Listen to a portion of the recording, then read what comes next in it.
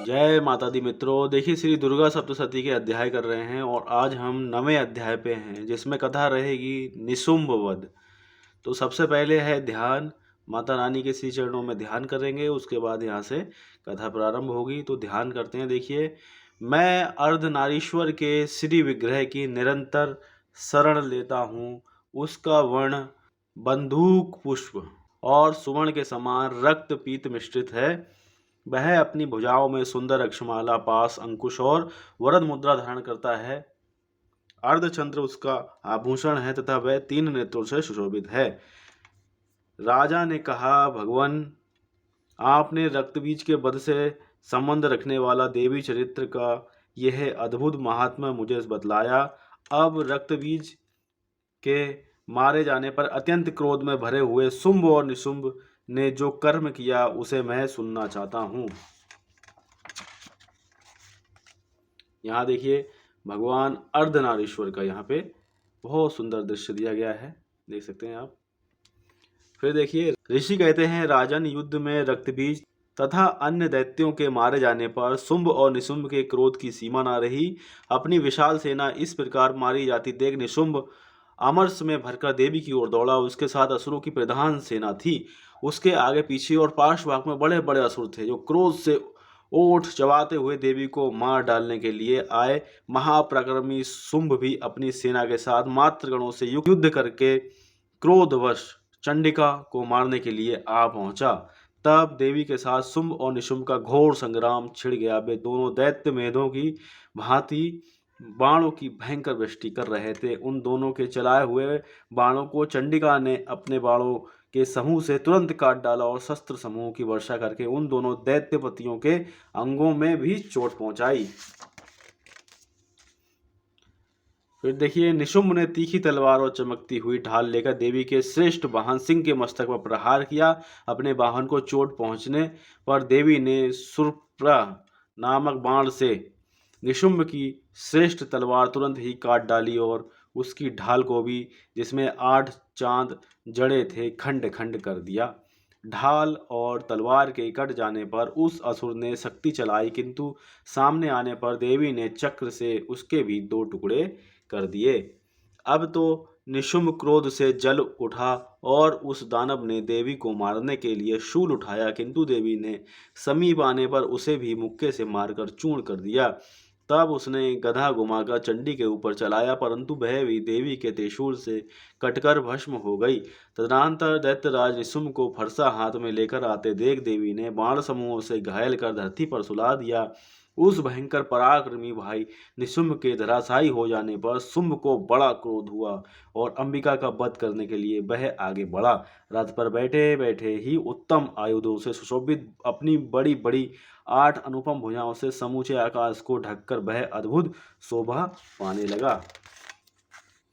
उसे आते देख देवी ने शंख बजाया और धनुष की प्रत्यंछा का भी अत्यंत दुस्साह शब्द किया। साथ ही अपने घंटे के शब्द से, जो अत्यंत दैत्य सैनिकों का तेज नष्ट करने वाला था, संपूर्ण दिशाओं को व्याप्त कर दिया। तदनंतर सिंह ने भी अपनी दहाड़ से, जिसे सुनकर बड़े बड़े गजराजों का महान मद चूर हो जाता था, आकाश, पृथ्वी और 10 दिशाओं को गुंजा दिया। फिर काली ने आकाश में उछलकर अपने दोनों हाथों से पृथ्वी पर आघात किया। उससे ऐसा भयंकर शब्द हुआ जिससे पहले के सभी शब्द शांत हो गए। तत्पश्चात शिवदूती ने दैत्यों के लिए अमंगलजनक अट्टहास किया। इन शब्दों को सुनकर समस्त असुर थर्रा उठे, किंतु शुंभ को बड़ा क्रोध हुआ। उस समय देवी ने जब शुंभ को लक्ष्य करके कहा, ओ दुरात्मन, खड़ा रहे, खड़ा रहे, तभी आकाश में खड़े हुए देवता बोल उठे, जय हो, जय हो। शुंभ ने वहां आकर ज्वालाओं से युक्त अत्यंत भयानक शक्ति चलाई। अग्निमय पर्वत के समान आती हुई उस शक्ति को देवी ने बड़े भारी लूके से दूर हटा दिया। उस समय शुंभ के सिंहनाद से तीनों लोग गूंज उठे। राजन, उसकी प्रतिध्वनि से वज्रपात के समान भयानक शब्द हुआ, जिसने अन्य सब शब्दों को जीत लिया। शुंभ के चलाए हुए बाणों के देवी ने और देवी के चलाए हुए बाणों के शुंभ ने अपने भयंकर बाणों द्वारा सैकड़ों हजारों टुकड़े कर दिए। तब क्रोध में भरी हुई चंडिका ने शुंभ को शूल से मारा। उसके आघात से मूर्छित हो वह पृथ्वी पर गिर पड़ा।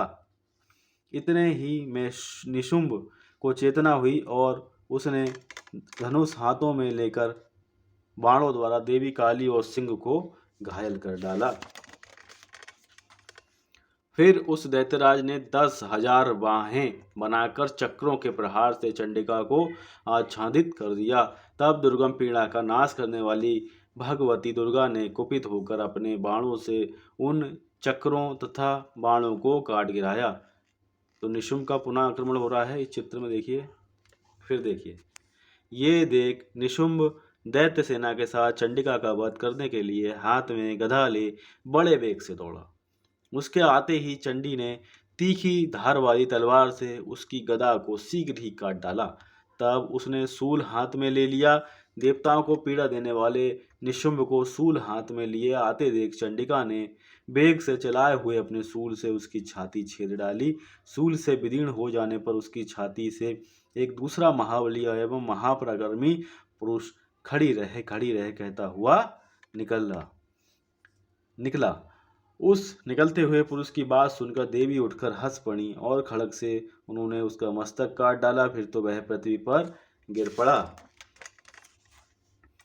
निशुम्भ का वध, देखिए इस चित्र में निशुम्भ का वध है। फिर तदनंतर सिंह अपनी डांडों से असुरों की गर्दन कुचलकर खाने लगा। ये बड़ा भयंकर दृश्य था। उधर काली तथा शिवदूती ने भी अनन्य दैत्यों का भक्षण आरंभ किया। कौमारी की शक्ति से विदीर्ण होकर कितने ही महादैत्य नष्ट हो गए। ब्राह्मणी के मंत्रपूत जल से निस्तेज होकर कितने ही भाग खड़े हुए। कितने ही दैत्य महेश्वरी के त्रिशूल से छिन्न भिन्न हो धराशायी हो गए। वाराही के थुथुंस के आघात से कितनों का पृथ्वी पर कचूमर निकल गया। वैष्णवी ने भी अपने चक्र से दानवों के टुकड़े टुकड़े कर डाले। ऐन्द्री के हाथ से छूटे हुए वज्र से भी कितने ही प्राणों से हाथ धो बैठे। कुछ असुर नष्ट हो गए, कुछ उस महायुद्ध से भाग गए तथा कितने ही काली शिवदूती तथा सिंह के ग्रास बन गए। इस प्रकार श्री मार्कंडेय पुराण में सार्वजनिक मनवंतर की कथा के अंतर्गत देवी महात्म्य में निशुम्भ वध नामक 9वां अध्याय संपन्न हुआ।